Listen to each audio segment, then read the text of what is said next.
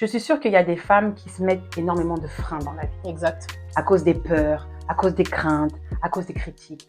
Et moi, c'est quelque chose que j'ai beaucoup subi dans ma jeunesse, sauf que je ne les ai jamais écouté. Ce qui est important aussi de dire, c'est que nous, on est des filles de banlieue. J'ai envie de dire, on a grandi dans la tête. Non, on a grandi dans la cité. Être coach, ça me permet d'accompagner les gens et avoir les bons outils. Et je pense que c'est quelque chose qui est inné chez toi. Le fait d'être à l'écoute, d'apporter des conseils. Je suis là en train de dire que je te connais, donc toi, tu me contredis en train de dire que finalement, je ne te connais pas. Tu me connais, ma sœur. Whitney. Donc Whitney, c'est une fille qui est très déterminée. Tu veux que je pleure? Très déterminée. Non, sincèrement. Parce que nous, on aime trop pleurer. Hein. Nous, dès qu'on commence à discuter de l'une de l'autre ou l'une avec l'autre, on commence à pleurer. Ouais. Moi, je suis maman, j'ai une fille adolescente. Mais moi, j'étais maman jeune, j'étais maman à 19 ans. On pouvait penser que notre avenir était déjà compromis alors qu'on était encore enfant, alors qu'on était encore adolescent, parce qu'on venait de quartiers défavorisés ou de quartiers sensibles. Et à quel moment, nous, on a dit non? On va casser ces codes-là et on va changer la donne.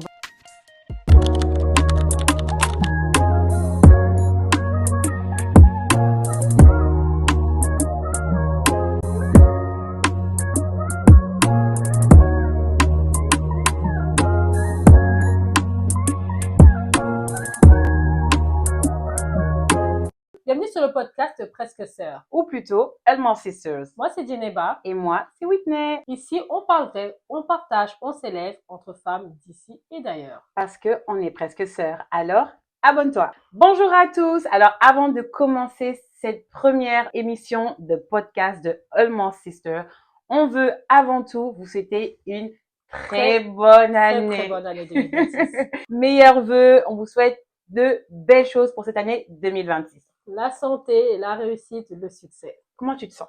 Moi, franchement, je suis bien. Juste un peu mal au dos. Ok, et ben moi je vous avouerai que je suis assez détendue. Je suis contente parce que ça fait déjà un petit moment que on veut lancer ce projet de podcast. Un petit moment, je dirais même une bonne année. Hein. Ouais, absolument. On a toujours reporté parce que du coup nos emplois du temps ne matchaient pas, mais cette fois-ci on est en place.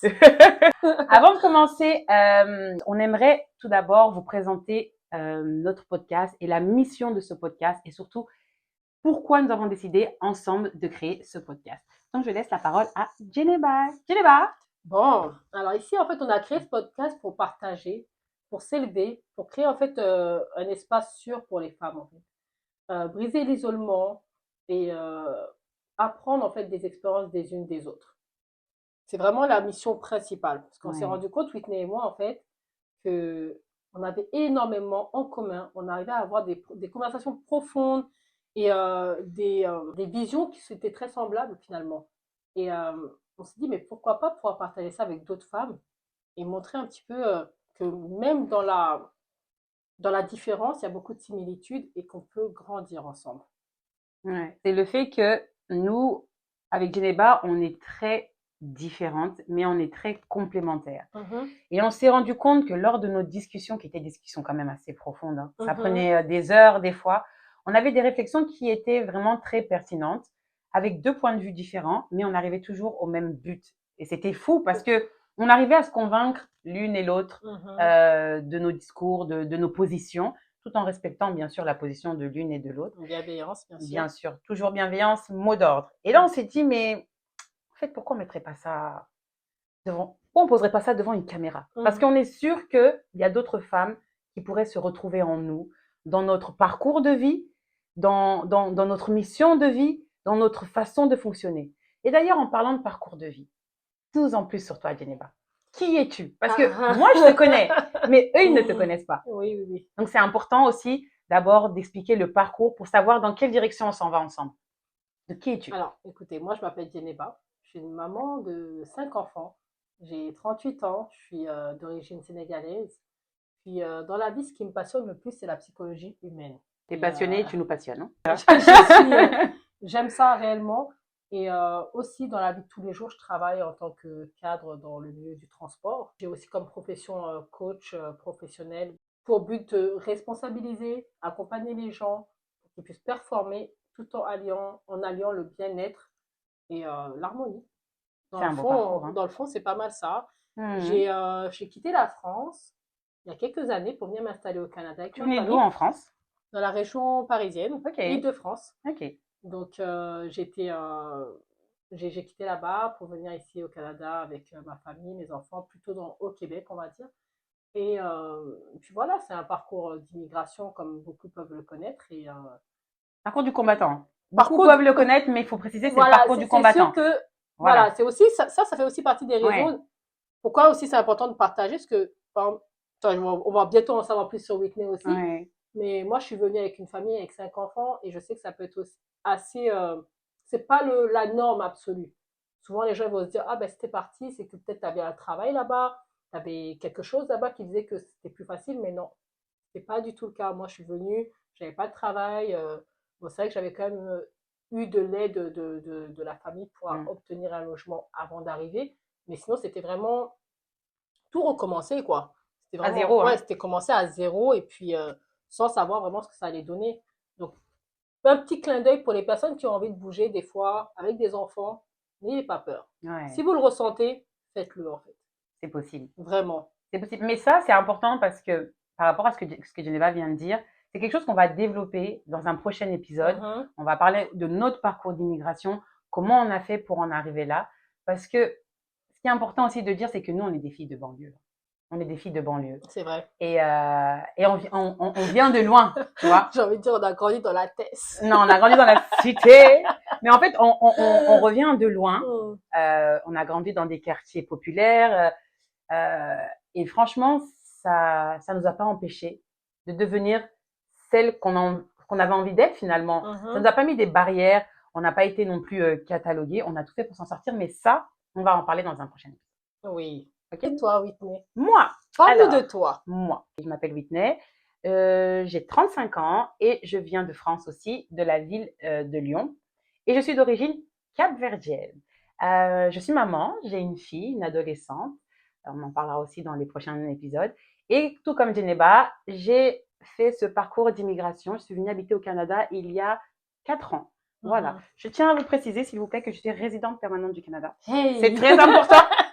Je le dis parce que moi-même, je sais comment j'ai souffert. C'est Mhm. important que vous le sachiez parce que quand je vais vous expliquer là, les démarches qu'il faut faire pour être résidente permanente au Canada, vous allez comprendre ma souffrance et ma fierté aujourd'hui. C'est Mais ça. en tout cas, c'est ça. Mm. Qu'est-ce que je fais dans la vie? Moi, je suis cadre, je suis adjointe de direction régionale pour une compagnie de transport.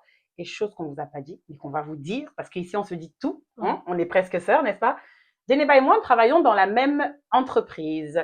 On se connaissait déjà avant de travailler ensemble. Mais derrière, c'est ça, en fait. Là, je me dis, on en parle, mais Ouais. plus on parle, plus je me dis, mais quand est-ce qu'on s'est connus? Mais on va pas y aller trop vite, tu vois ce que je On veux va dire? leur On expliquer. va aller Après, on va vous peut-être. expliquer comment on s'est connus.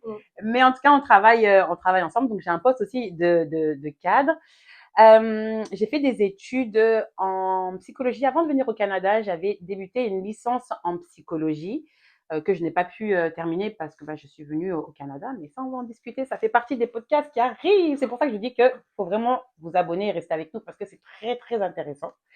Et j'ai une formation et un diplôme en tant qu'aide médico-psychologique. Donc, j'ai beaucoup travaillé dans le médico-social en France et au Canada. Ce que je fais finalement, c'est très différent de ce que j'ai pu faire en France. Parce qu'au Canada, j'ai toujours été adjointe de direction pour des entreprises. Mais Comment ça? comme quoi, le parcours peut changer et puis C'est être fou, tout à hein? fait intéressant, finalement. Ouais, c'est fou. Mais on va un peu où le vent nous mène. Et puis, il faut savoir aussi que le Canada, c'est un pays d'opportunités. Donc, on peut très vite évoluer, faire des choses qu'on n'avait pas, on n'aurait pas pu faire si on était en France. Mais bon, C'est sûr. on va en Ici, discuter. c'est vraiment, on donne la chance à celui qui est motivé. Celui qui est méritant, celui Mhm. qui est déterminé, celui qui montre la volonté, Mhm. etc. Donc c'est ça. C'est un peu c'est un peu pour ça qu'on a décidé aussi de faire ce podcast. C'est vraiment pour partager nos parcours, pour voir si dans ces parcours-là, vous aussi, vous pouvez vous retrouver. Moi, je sais que je tenais un Instagram, un peu comme un blog, autour de mon immigration du Canada. J'avais quand même pas mal d'abonnés Ouais. qui étaient très intéressés par ce parcours-là, qui me posaient des questions et tout. Mhm. Donc vous, si vous avez des questions à nous poser, n'hésitez pas. Peu importe les questions, peu importe sur quoi, ce qui Mhm. vous intéresse, on est ici pour parler à cœur ouvert parce que nous sommes presque Presque sœur. sœurs. Voilà. Absolument. Geneba, j'ai une petite question pour toi. Dis-moi. Comment t'es venue cette idée d'être coach? Est-ce que tu es coach depuis la France ou est-ce que tu es coach depuis que tu es au Canada? Moi, je suis coach depuis que je suis au Canada. Mais mon parcours, en réalité, c'est vraiment la façon dont je suis. C'est quelque chose que je dégage naturellement. Je suis quelqu'un de très posé. Je suis quelqu'un toujours de bons conseils, que les gens vont toujours venir me chercher, beaucoup de confiance, etc. Et tout naturellement, en fait, j'ai voulu créer un cadre et une structure autour de l'accompagnement que je pouvais proposer. Ce qui m'a poussé à me dire, OK, étant donné que j'étais quand même fascinée par la psychologie et que quelque part, mais ça, je vous en saurai plus tard, j'aurais aimé étudier en tant que psychologue. Mais je savais pas. Tu savais pas. Ça, je savais pas, tu me l'as pas dit. Si, ça faisait vraiment partie de, je te promets, depuis que je suis en primaire. Pourquoi tu me l'as jamais dit? Mais c'était aujourd'hui qu'on devait en parler.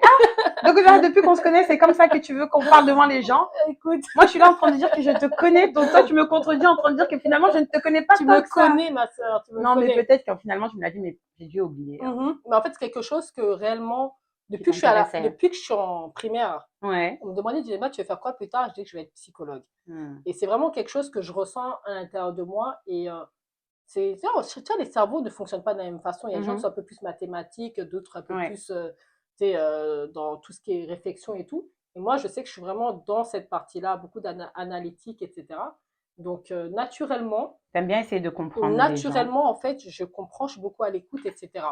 Et les gens, c'est ce que je dégage.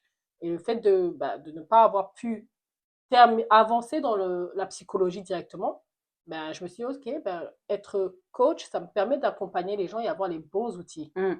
Vraiment. Et c'est ce qui m'a poussé, en fait, à sortir mon certificat et à m'exercer, etc. en fait. Mais moi, je trouve que, bon, personnellement, moi, je parle pour moi, de mon point de vue, parce que par rapport à ce qu'on vit au quotidien, je trouve vraiment que tu es très forte dans ce que tu fais. Mais je pense que la formation de coach t'a apporté un plus, certes, mais je pense que c'est quelque chose qui est inné chez toi. Tu vois, le fait d'être à l'écoute, d'apporter des conseils, d'essayer de guider un peu les gens et tout. C'est vraiment quelque chose, j'ai l'impression que c'est inné en toi parce que même quand je te vois faire avec moi ou avec les autres autour de nous, moi, je suis toujours en mode waouh. D'ailleurs, tu parlais de ta personnalité, la façon dont tu es un peu posée et tout, mais il y a quelque chose que tu as oublié de dire. C'est quoi? Tu n'as pas parlé de ta sagesse. À quel point tu es une personne très sage, très lucide. En effet, il y a le côté sagesse, etc. Et je prends les choses avec recul. Et c'est vrai que j'ai toujours cet aspect où je vois une situation, mais j'arrive à me sortir de la situation et avoir un troisième œil, on va dire. C'est un œil extérieur. C'est-à-dire, je me laisse un œil extérieur à l'extérieur encore. C'est-à-dire, je ne veux pas me laisser submerger par une situation. Et c'est souvent ce calme que je peux apporter, qui peut être très déconcertant parce que les gens ne comprennent pas souvent pourquoi je vais rester calme dans certaines situations. Moi, ça me déconcertait au début, je te rappelle. Et on rigole parce que moi, au début, j'étais là. Elle est bizarre, elle. Qu'est-ce qu'elle me racontait? Mais ouais, c'est fou. C'est fou. Mais ça te va très bien. Et voilà, après, je sais que aussi pourquoi j'ai décidé d'être coach et de sortir la certification, c'est vraiment pour apporter ce côté sécuritaire et rassurant pour mes coachés. Parce que je sais que les gens, ils aiment bien aussi un peu dissocier qui est, comment dire, un charlatan.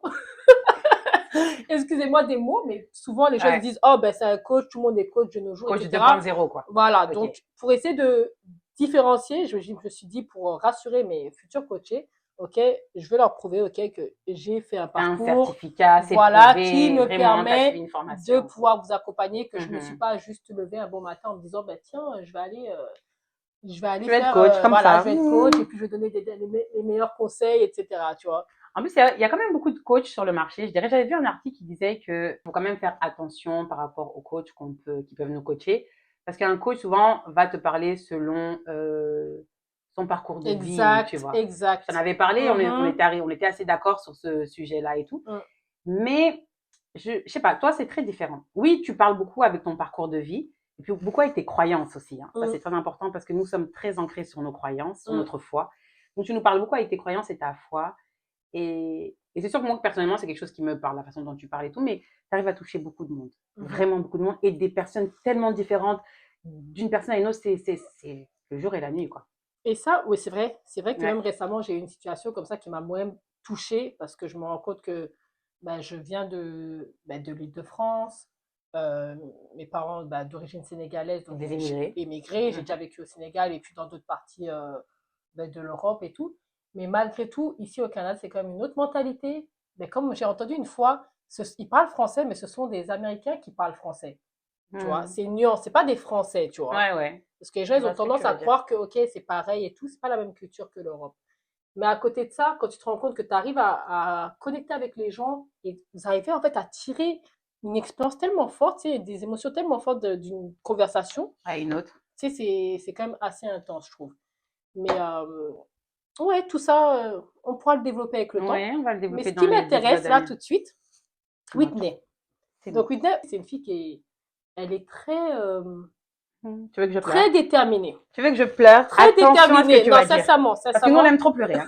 Nous, dès qu'on commence à discuter de l'une de l'autre ou l'une avec l'autre, on commence à pleurer. Non, c'est bon. T'inquiète, moi je vais pas pleurer là, je suis bien correcte. C'est bon. Mais sincèrement, voilà, Whitney, c'est une fille qui est très déterminée, très courageuse, très battante, très douce, très lune et soleil, tout ce que vous voulez. Donc, je sais que tout ce qu'elle fait, en fait, elle arrive toujours à amener à bout ses missions, en fait. Tout ce qu'elle donne comme mission, et toujours avec un grand cœur. Hein. C'est une fille qui rapproche énormément le monde. Je fais une petite introduction, ça me tenait à cœur, tu vois. Je te remercie. Mais quelque part, je vais te donner la parole, j'aurais t'entendre là-dessus, en fait, parce que je sais que tu as fait beaucoup de choses, même quand tu parlais tout à l'heure de ton Instagram, etc. Ouais. Tu as beaucoup de talent, que ce soit photographie, montage, etc. Vraiment. Bref, de la décoration intérieure, etc. Donc, oui, mais j'aimerais en fait tout ça, tu veux que je dise, j'aimerais en fait que tu puisses nous dire un peu, tu sais, comment toi tu te sens vis-à-vis de ça, tu sais, qu'est-ce qui te motive dans la vie, que tu nous parles un peu plus de toi, on aimerait te connaître. Je me rappelle, j'ai ma grande sœur une fois qui me disait qu'elle avait une discussion avec une personne de notre famille et elle disait à cette personne-là, tu sais, Whitney, c'est une carriériste. Whitney, elle veut une carrière, tu vois. Et un jour, elle m'en a parlé et quand elle m'en a parlé, je me suis dit, ah ouais, peut-être. Parce que je fais les choses, mais je me rends pas forcément compte des choses que je fais, tu vois. Mais quand elle m'a dit ça, je me suis posée, je me suis dit, oui, parce que je cherche toujours à aller plus loin, tu vois. Ouais. Ce qui est important à savoir, c'est que, comme je vous ai dit tout à l'heure, moi, je suis maman, j'ai une fille adolescente. Mais moi, j'étais maman jeune, j'étais maman à 19 ans. Et c'est vrai que quand j'étais maman jeune, j'ai subi beaucoup de critiques. Hein. Étant maman jeune, t'es immature, patati patata. Et en fait, ces critiques-là, c'est ces critiques qui m'ont forgé, qui m'ont donné de la force, qui m'ont donné cette ambition, cette détermination, parce que je voulais toujours prouver. Je voulais prouver. Ah, tu as dit ça? Okay, laisse-moi te prouver le contraire. Parce que je connaissais ma force intérieure. Je savais que même si j'étais jeune, j'ai toujours eu la tête sur les épaules. Je savais toujours dans quelle direction j'allais, etc. Donc, je suis curieuse de nature. J'aime toucher à tout. J'aime découvrir. J'aime savoir comment ça se passe un peu par-ci, un peu par-là. Donc, je suis ici et ailleurs. Un peu comme ce podcast. Exactement. Donc, c'est sûr que j'aime la décoration. Je suis une décoratrice, je dirais une amatrice en décoration. Mais j'aime ça, j'aime beaucoup ça. J'ai été déjà sollicitée par des personnes pour faire la déco de chez eux, etc. Ça n'a pas abouti parce que c'est un peu plus complexe que ça. Mais je tenais aussi, comme je disais, un espèce de blog sur Instagram que je n'ai plus malheureusement, mais ça pourrait revenir. Peut-être pas tout de suite, mais ça pourrait revenir. Et je me suis rendu compte, en fait, que j'avais une passion pour la création de contenu. Et puis, je commençais aussi à avoir une passion pour la photographie, etc. Donc, c'est peut-être quelque chose que je vais aussi développer avec le temps. Donc, c'est ça. C'est pas mal ça. Mais sinon, j'ai découvert la psychologie à l'âge de 10 ans, alors que j'étais en primaire et dont je m'occupais d'un petit enfant en situation de handicap. C'était un enfant qui m'avait énormément marqué. Et quand j'ai dû aider ce petit enfant, je me suis dit, plus tard, c'est ce que je veux faire. Je vais aider les personnes en situation de handicap. Et finalement, c'est ce que j'ai fait dans mon parcours. Hein. Quand tu dis ça, ça me fait penser à actuellement le podcast même. Ouais. Tu sais, tu vois pas le lien? Quand tu regardes un petit peu là, tu as toujours voulu accompagner les gens en situation de handicap, mais finalement, que ce soit situation de handicap ou des gens ou des personnes, tu vois ce que je veux dire? Peu importe. Tu sais, ça se lit là, ça se rejoint tout de suite. On sent le côté. Il y a toujours cette envie d'accompagner, de guider, de montrer, Tu sais, moi, je suis quelqu'un de transmettre aussi. De transmettre, exactement. Et c'est pour ça que ce podcast, il me tient vraiment à cœur dans le sens où je suis sûre qu'il y a des femmes qui se mettent énormément de freins dans la vie. Exact. À cause des peurs, à cause des craintes, à cause des critiques. Et moi, c'est quelque chose que j'ai beaucoup subi dans ma jeunesse, les critiques. Sauf que je les ai jamais écoutées. Moi, j'étais en tout cas quelqu'un de très têtu et d'indiscipliné. Ça veut dire que quand tu me disais A, t'es pas capable, je te disais B, je vais le faire. Et je le faisais. Et c'est comme ça que finalement, je menais à bien mes missions, tu vois. J'ai eu ma fille, j'ai élevé ma fille très bien, tu vois, c'est une enfant qui est très épanouie. Absolument. Voilà, c'est une enfant qui a découvert le monde, etc. Puis ensuite, je me suis dit, ok, j'ai eu ma fille, maintenant je veux travailler. Allez, hop, j'ai commencé à travailler, petit boulot. Puis ensuite, je me suis dit, mon permis de conduire. Et comme ça, en fait, j'ai gravé les échelons petit à petit. Et pourtant, je viens de très loin et quand j'ai commencé, j'avais rien. J'avais ni travail, j'avais ni permis, j'avais rien du tout.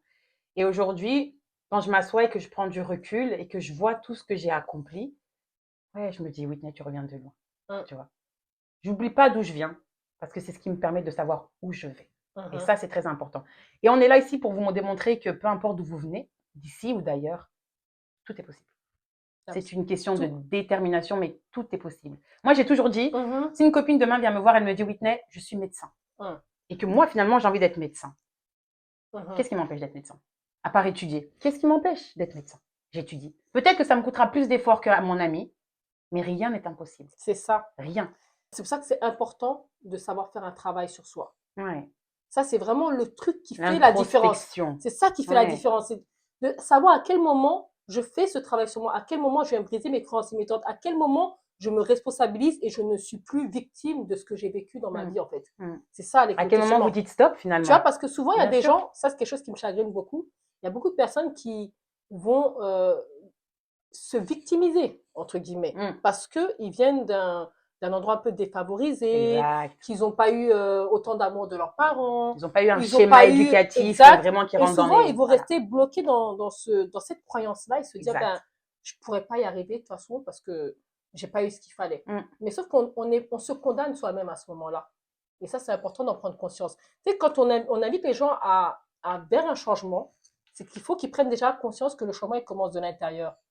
Il faut savoir casser les codes. Tu vois ce que je veux dire? Il faut. Si on ne casse pas ces codes-là et qu'on ne prend pas conscience de nos croyances limitantes, finalement, ça ne marchera pas, en fait. On peut pas juste, moi, je ne peux pas dire, OK, je vais faire juste comme Whitney. Whitney, elle est en train de faire ça, je vais faire tout pareil. Si moi, je ne prends pas conscience de ce qui me bloque dans ma vie. Et puis, te disant, oui, je vais faire comme Whitney, elle a fait ça, donc je vais faire ça, et puis ça va marcher, non. Parce que intérieurement, pour que ça marche, pour que ça se reflète à l'extérieur, il y a eu un travail qui a été fait à l'intérieur. Tu vois. Parce qu'il y a des choses qui nous coûtent, hein. Il y a des choses où il nous faut faire énormément d'efforts. Mais ça, encore une fois, on va vous en parler dans les épisodes à venir de comment on a réussi à, je dirais, à bâtir quelque chose au Canada, alors que quand on est arrivé ici, on n'avait rien du tout. Comment on a fait pour s'en sortir alors que on pouvait penser que notre avenir était déjà compromis alors qu'on était encore enfant, alors qu'on était encore adolescent, parce qu'on venait de quartiers défavorisés ou de quartiers sensibles. Et à quel moment, nous, on a dit non? On va casser ces codes-là et on va changer la donne. On va changer la donne et on change. On est en plein changement, on est en plein cheminement. Constamment. En fait. Et c'est ça, comme tu dis, d'ici et d'ailleurs, j'ai envie de te dire, ici et ailleurs, à tous les niveaux, dans tous les raisonnements, que dans la vie, on est ici et ailleurs. Et qu'en fait, c'est nous qui décidons qu'est-ce qu'on va faire réellement. Et c'est fou quand vous savez, le jour où vous prenez conscience du pouvoir que vous avez sur votre vie, que ce pouvoir-là vous appartient. C'est à vous de décider quand, où et comment. Le jour où vous avez conscience de ça, votre vie, elle change. Je me suis levée un matin, j'ai dit à ma fille, j'en ai marre de la France. Je veux quitter la France, je veux partir vivre au Canada. Je l'ai manifesté. Tu sais, c'est fou parce que avant que tu commences à parler, là, je me suis dit manifestation, tu vois. Et je sais aussi qu'il y a toujours de façons d'imaginer et de définir la manifestation. Mais en réalité, c'est ce que tu es en train de dire. Exactement. Là. Je l'ai manifesté. Manifester, ça veut dire que tu peux l'écrire, tu peux en parler, tu peux pleurer, tu peux juste le ressentir, mais manifeste-le. Je l'ai manifesté. J'ai dit à ma fille, on va partir vivre au Canada. Et puis j'ai dit à ma famille, on va partir vivre au Canada. Ils ont rigolé, ils m'ont dit, ah Whitney. Et je leur ai dit, ok. Encore une fois, vous me mettez un peu au défi, je vais vous montrer le contraire. Et puis, le jour où je me suis levée, j'ai dit, c'est maintenant. Je pense que ça a dû commencer vers le mois de juillet en 2021. En septembre, j'ai eu mon entretien d'embauche. En novembre 2021, j'habite au Canada. Ça s'est passé en l'espace de 5 mois. Et je suis arrivée ici. Et ça s'est passé très vite. Pourquoi? Parce que je l'ai manifesté, parce que je l'ai décidé. J'ai dit c'est quand, j'ai dit c'est où et c'est comment. Avec l'aide de Dieu, tout est possible. C'est ça en fait. Ben, moi, tiens, je vais rajouter la nuance. La manifestation, c'est une chose, mais quelque part, en tout cas, quand on est croyant, c'est aussi l'intention. C'est aussi la nia. Voilà, exactement. Hey, j'aime ça là. La nia. Vraiment, c'est l'intention et c'est la même chose en fait finalement. C'est vraiment qu'est-ce qu'on renvoie, qu'est-ce qu'on demande à Dieu en fait finalement. c'est quoi nos souhaits, c'est quoi nos désirs cachés, en fait, que même des fois, on ne connaît pas vraiment. Et quelque part, en fait, quand on commence à avoir cette intention et qu'elle commence à vibrer en nous, ben là, on commence à agir. On peut faire de grandes choses, hein. Exactement. Tu sais, je vais reprendre sur le fait de vouloir faire les choses. Nous, des fois, avec Geneva, on se lève comme ça, là. Et puis, il y en a une qui dit, oh, j'ai envie de déménager du Québec. Parce qu'il faut savoir que nous, on habite à Montréal. J'ai envie de déménager du Québec. J'ai envie d'aller vivre en Ontario. Et puis là, on s'appelle, regarde, j'ai trouvé une ville, appartement. C'est comme ça, comme ça. Qu'est-ce que t'en penses? Et là, on commence à se mettre des trucs dans la tête. On se dit, ouais, on va partir, on va faire ça, ça, ça, ça. Après, on se raisonne très vite. Parce qu'on regarde ce qui est possible aussi. C'est ça. Vous voyez? Ce qui est possible, je dirais pas en termes de logistique, mais ce qui est possible en termes d'immigration, sachant qu'on avait des statuts qui étaient des statuts temporaires qui nous permettaient pas de pouvoir on est limité. on était limité, etc. Mais les envies, les ambitions ne manquent pas chez nous. C'est ça. Ça peut aller très vite. C'est ça. Et c'est le côté enthousiaste là, justement. Parce que, en fait, on peut être. C'est important d'essayer. Comme on dit, qui ne tente rien n'a rien. Exact. Ça veut dire on essaye. Et nous, en fait, je crois que ce qui nous rejoint beaucoup aussi, ce qui nous lie beaucoup, c'est cette folie un petit peu, j'ai envie de te dire. Vraiment. On pourrait appeler ça une folie parce que tout à fait. On n'a pas peur. Parce que c'est fou, hein. On va se dire, hop, on va faire ça, et puis on va vraiment essayer, et puis on va faire le option A, B, C, D, E. Et puis ça fonctionne pas, ah ben on va aller B, on passe pas par la porte, on passe par la fenêtre. Mais moi, ça me fait peur parce que ça peut aller trop loin. On peut être là en train de se dire, tu vois, aux États-Unis, il y a un poste qui est super intéressant. Ça pourrait nous convenir. Et le pire, c'est que quand on fait des plans avec Geneva, on fait toujours des plans ensemble. On fait très souvent des plans ensemble. Parce que c'est sûr qu'à l'heure actuelle, dans la relation qu'on a là, on veut toujours être proche. On a des objectifs en commun, etc. On s'élève ensemble, etc. Nos enfants sont ensemble. C'est la famille. Donc, c'est sûr que quand on fait des choses, on les fait toujours ensemble. Mais on est capable de se dire, San Francisco, regarde, il y a un poste. Ils prennent des Français. Ils font des permis. Ça te tente? On peut habiter là. Regarde, là, dans la même rue, la rue derrière et tout. Et ça peut aller très loin jusqu'à ce que le mari de Geneva nous freine. Il nous ressaisit. Il nous ramène à la réalité. Lui, il est très terre à terre. Vous vous rendez compte que là-bas, il y a ça. Là-bas, c'est une zone inondable. Exactement. C'est ça. Ouais. Mais c'est ça. Vraiment, vraiment.